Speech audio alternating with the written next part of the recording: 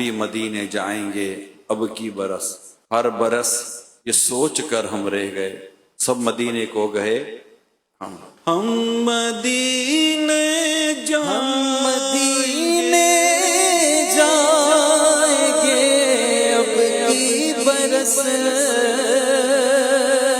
ہم مدینے جائیں گے اب کی برس، اس برس یہ سوچ کر ہم رہ گئے سب مدینے کو چلے ہم رہ گئے، یاد میں آقا کی آنسو بہہ گئے۔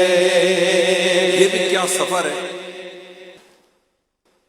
جو جاتا ہے وہ بھی روتا ہے، جو نہیں جا رہا ہوتا وہ بھی روتا ہے۔ عجیب ذوق والا سفر ہے، عجیب شوق والا سفر ہے، رقت والا سفر ہے۔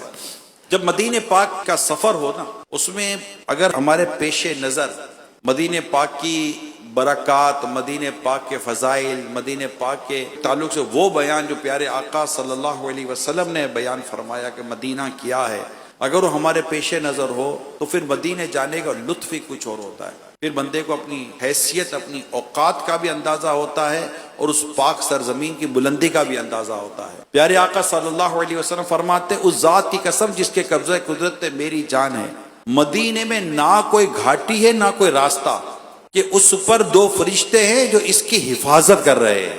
امام نووی رحمۃ اللہ تعالی علیہ فرماتے ہیں، اس روایت میں مدینہ منورہ کی فضیلت کا بیان ہے، اور تاجدار رسالت صلی اللہ علیہ وسلم کے زمانے میں اس کی حفاظت کی جاتی تھی، کثرت سے فرشتے حفاظت کرتے، اور انہوں نے تمام گھاٹیوں کو نبی رحمت صلی اللہ علیہ وسلم کی عزت افزائی کے لیے گھیرا ہوا ہے۔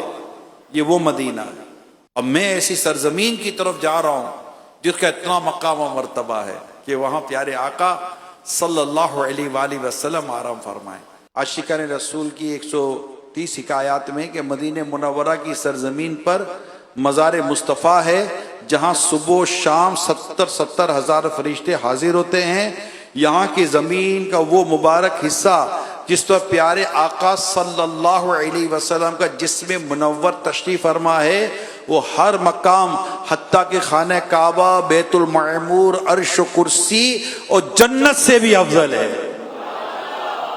یہ وہ مقام ہے۔ تو یہ جو فضائل ہمارے پیش نظر ہو نا، مدینہ پاک کے، مدینے کی خاک کے، مدینے کے ذرات کے، اور اللہ وہ آنکھیں عطا فرمائے کہ بس ہم ان کی رونق کو، ان کے نور کو محسوس کر سکیں اور بس مدینہ مدینہ ہو جائے۔ عدم مدینے کی حاضری عطا کرے تو یوں جانا تو ایسے جانا سرکار کی گلی میں۔